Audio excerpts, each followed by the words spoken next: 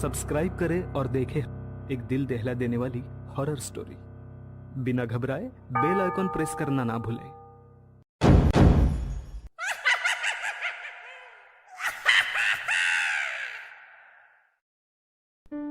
इस कहानी के लेखक हैं विजेंद्र कुमार कर्ण। आसमान में काले काले बादल दिखाई दे रहे थे। आसमान को देखकर ऐसा लग रहा था कि किसी कलाकार ने काले रंग से पूरे आसमान को रंग दिया है। आर्यन और सुनिधि एक दूसरे के हाथों में हाथ डाले सड़क किनारे बातें करते हुए चले जा रहे थे। कुछ और लोग भी उसी रास्ते से गुजर रहे थे, कुछ पैदल तो कुछ गाड़ियों में। लेकिन सभी में एक बात कॉमन थी, उन सभी लोगों को घर पहुंचने की जल्दी थी, क्योंकि कभी भी बारिश हो सकती थी। कभी कोई कार, कभी बाइक, तो कभी कोई बड़ी सी गाड़ी पूरी स्पीड में सड़क से गुजरती। लेकिन उन सब से उलट सुनिधि की बातों में खोए आर्यन को घर पहुंचने की कोई जल्दी नहीं थी। कुछ दिनों पहले ही सुनिधि और आर्यन ने लव मैरिज की है। पहले तो दोनों के घर वालों को दोनों के रिश्ते से ऐतराज था, लेकिन फिर उनका प्यार देखकर वे मान गए।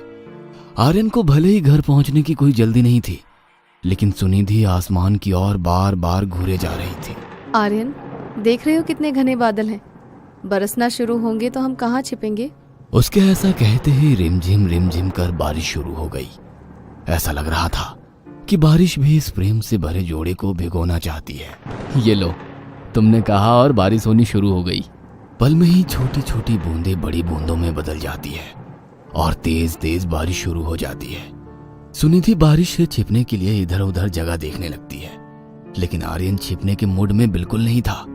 वो तो बाहें पसारे बारिश में खड़ा था। ये क्या कर रहे हो आर्यन? प्लीज कहीं शेड के नीचे चलो ना, नहीं तो सारे कपड़े गीले हो जाएंगे। देखो तो, मैंने चुन्नी भी नहीं ले रखी आज। क्यों छिपे हम कहीं? चलो ना भीगते हैं दोनों साथ। क्या आर्यन, तुम पागल तो नहीं हो गए? क्यों? मैं क्यों हो गया पागल? जब तुम छोटी थी तो क्या भीगती नहीं थी बारिश में? भीगती तो थी, लेकिन अब मैं बच्ची नहीं हूँ। अगर मैं तुम्हारे साथ इस तरह भीगूंगी तो लोग क्या कहेंगे? देखो जान, हम सबको इस पिंजरे ने कैद कर रखा है कि लोग क्या कहेंगे। हम सब अपने कई अरमान इस पत्थर के नीचे दबा देते हैं। जिंदगी कैद का नाम नहीं है, खुद के लिए जीना सीखो जान। सच कहो तो तुम्हारा मन नहीं कर रहा है देर तक भीगने का? जहाँ पानी जमा हो गया है वहां उस गड्ढे में उछलने का? अरे जैसे बचपन में उछलते थे, ये देखो ऐसे। आर्यन उसे उछल कर दिखाता है। सुनिधि उसे देखकर मुस्कुराने लगती है। हाँ आर्यन, हाँ, मुझे भीगना है देर तक तुम्हारे साथ। मुझे बच्चा बनना है फिर से, मुझे परवाह नहीं किसी की। सुनिधि सड़क किनारे जमा पानी के गड्ढे में कूदने लगती है। क्या कहूँ मैं, कितना मजा आ रहा है भीगकर। I am feeling out of the world. क्या मैं तुम्हें किस कर लूं? किस? अरे इतने लोग देख रहे हैं हमें, क्या कहेंगे वो? कहने दो उन्हें, मुझे किसी की परवाह नहीं। बारिश में भीगते दोनों सड़क पर चले जा रहे थे। लगातार बारिश होने के कारण सड़क पर कई जगह पानी भर गया था, लेकिन बारिश भी लगता था कि जिद पर अड़ गई है। वो बरसती ही जा रही थी, बरसती ही जा रही थी। वे दोनों अंदाजे से सड़क पर चले जा रहे थे, लेकिन तभी सुनिधि जोर से चीख पड़ी, आर्यन! आर्यन जब तक समझ पाता कि क्या हुआ है, सुनिधि का हाथ उससे छूट गया और वो सड़क के किनारे उस गहरे मेन होल में गिर गई, जिसे शायद मरम्मत के कारण खोला गया था या उस पर ढक्कन था ही नहीं। सुनिधि! सुनिधि! पल में ही वहां पर लोगों की भीड़ लग गई।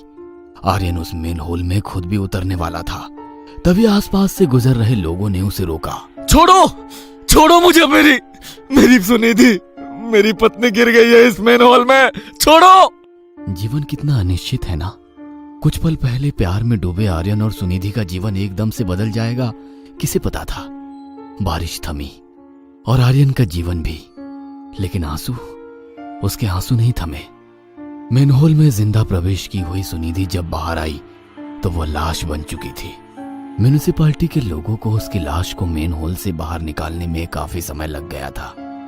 मौत बहुत ही गंभीर होती है, लेकिन सुनिधि के चेहरे पर गंभीरता नहीं थी, शांति थी। लेकिन आर्यन अशांत हो गया था। सुनिधि, सुनिधि, उठ जाना, उठ जाना, अरे उठना। आर्यन कैसे रहेगा तेरे बिना, कैसे जिएगा, कौन संभालेगा मुझे? भगवान, भगवान, ये क्या कर दिया आपने, ये क्या कर दिया? सुनिधि, आंखें खोलो, आंखें खोलो, मुझे किस करो, मेरे माथे के बीच में जैसे तुम क्या करती हो और मैं सब कुछ भूल जाता हूँ, सारे गम, सारी तकलीफ। प्लीज करो ना किस, प्लीज करो ना।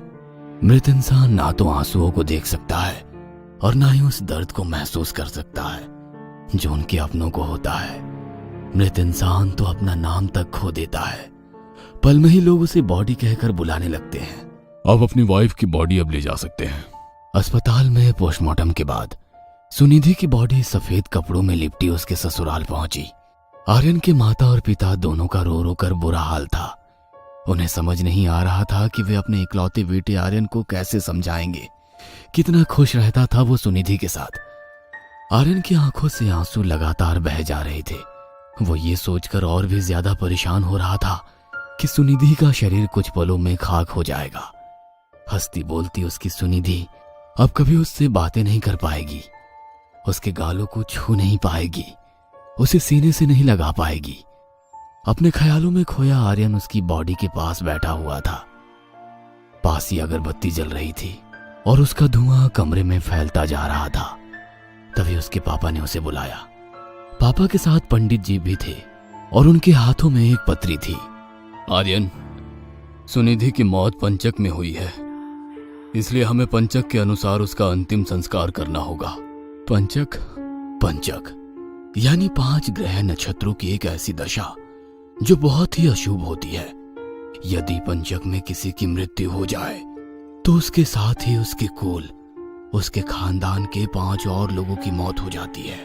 शास्त्र कहता है कि घनिष्ठ पंचकम ग्रामे सदभिषा कुल पंचकम पूर्वा भाद्रप्रदा रथ्या चोतरा गृह पंचकम रेवती ग्राम बाह्याम च एतत पंचकम लक्षणम। अर्थात यदि घनिष्ठ नक्षत्र में मृत्यु हुई है तो गांव में 5 लोग, शतभिषा नक्षत्र में मृत्यु हुई हो तो उसी कुल में 5 लोग, पूर्वा नक्षत्र में मृत्यु हुई है तो उसी मोहल्ले में 5 लोग, उत्तरा में हो तो उसी घर में 5 और, रेवती में हो तो दूसरे गांव नगर में 5 लोगों की मृत्यु संभव है। और कभी कभी तो ये सभी मौतें भी देखी गई है। आर्यन बेटा, इसलिए हमें पंचक के नियमों के अनुसार ही तुम्हारी पत्नी का अंतिम संस्कार करना होगा, तभी इस अनहोनी से बचा जा सकेगा। और इसके लिए तुम्हारी पत्नी के शव के साथ आटे, बेसन या कुश, जिसे सूखी घास कहते हैं, उससे बने 5 पुतले अर्थी पर रखकर उन 5 का भी तुम्हारी पत्नी के शव की तरह पूर्ण विधि विधान से अंतिम संस्कार किया जाएगा। पंडित जी की वह बातें आर्यन को अजीब सी लग रही थी। उसे पंडित जी पर गुस्सा भी आ रहा था, लेकिन वो उन पर अपना गुस्सा निकाल तो नहीं सकता था। पापा प्लीज, प्लीज मेरी सुनिधि की मौत का मजाक मत बनाइए। मैं इन सब चीजों को नहीं मानता। मेरी जिंदगी की सबसे बुरी चीज घटित हो चुकी है, अब क्या होगा?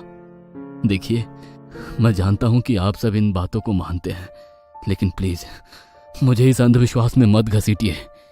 इकलौते बेटे आर्यन की जिद के आगे उसके पिता झुक गए। सुनिधि का अंतिम संस्कार पंचक के नियमों के बिना पूरा किया गया।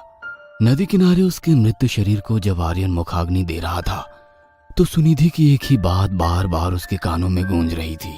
मान लो सुनिधि, कल को कहीं ऐसा हो जाए कि तुझे मेरे बिना पूरी जिंदगी जीना पड़े, तो तू रह पाएगी? मैं तुमसे बहुत प्यार करती हूँ आर्यन, ऐसा दिन कभी नहीं आएगा, कभी नहीं। उसी रात लगभग 1:30 बजे की बात है। आर्यन की आंखों से नींद कोसों दूर थी। वह सुनिधि की तस्वीर को लगातार घूरे जा रहा था। तभी उसे लगा कि उसकी सुनिधि उसके पास आकर खड़ी हो गई है। वो उसे छूने की कोशिश करता है, लेकिन जैसे ही वो उसे छूने की कोशिश करता है उसका हाथ उसके शरीर से आर पार हो जाता है। घर के बाहर कुत्ते के रोने की आवाज लगातार आ रही थी और वो रोना कुछ ऐसा था जैसे कि कुछ अनिष्ट होने वाला है।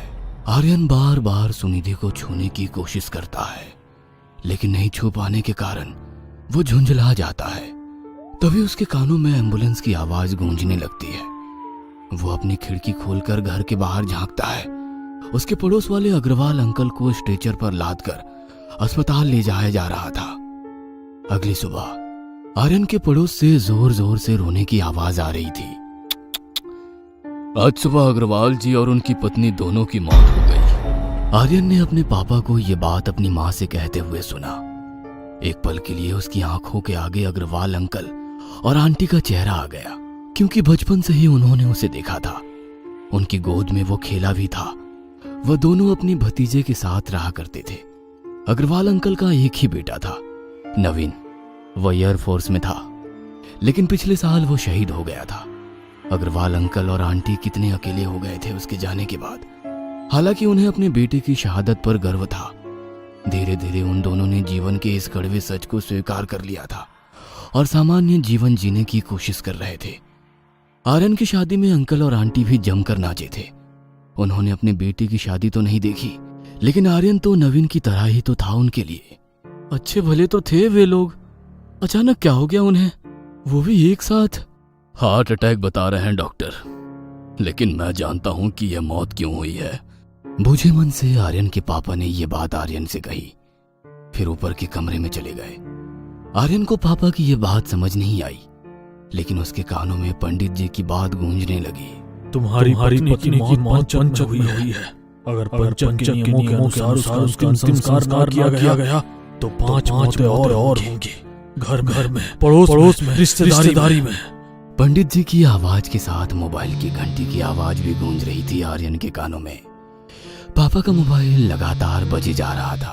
पापा कहाँ हो आप? आपका फोन बज रहा है पापा। आर्यन घबराया हुआ सीढ़ियों से ऊपर जाता है तो उसे लगता है कि कोई उसके आगे आगे चल रहा है। उसे वो दिखाई तो नहीं देता, लेकिन उसे यह एहसास हो रहा था कि कोई उसके साथ ऊपर चढ़ रहा है। कौन है? तभी सुनिधि की तस्वीर जो दीवार पर टंगी थी वह नीचे गिर जाती है। उसे देख आर्यन की आंखों के आगे फिर से वही दृश्य घूम जाता है जब सुनिधि उस दिन मनहूस बारिश में मेन हॉल में गिर गई थी। वह एक बार फिर जोरों से चीखते हुए उसका नाम पुकारता है, सुनिधि! आर्यन भागकर सीढ़ियों से नीचे उतरता है, लेकिन तभी उसका पैर उसके पैरों में ही फंस जाता है। वह सीढ़ियों पर लुढ़कता हुआ नीचे गिरने लगता है। उसके सिर पर भयंकर चोट लगी होती है। उसके खून से उसके कपड़े के साथ पूरा फर्श भी भीग जाता है। स्ट्रेचर पर अर्ध बेहोशी की हालत में आर्यन पड़ा हुआ है। उसकी माँ और पापा बदहवास से स्ट्रेचर को पकड़े हुए भागे जा रहे हैं। सब कुछ धुंधला सा लग रहा है।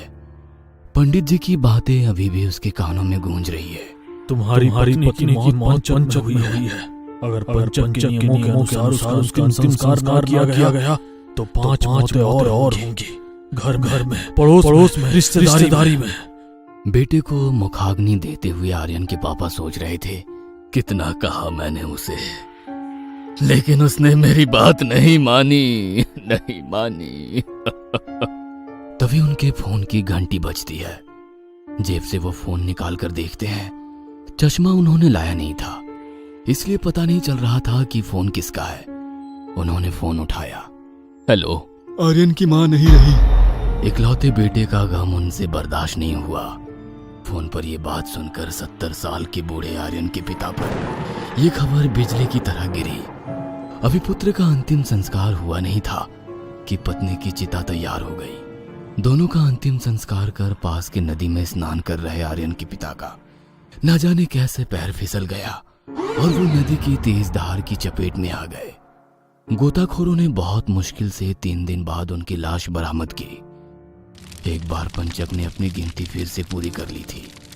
5 लोग मर चुके थे।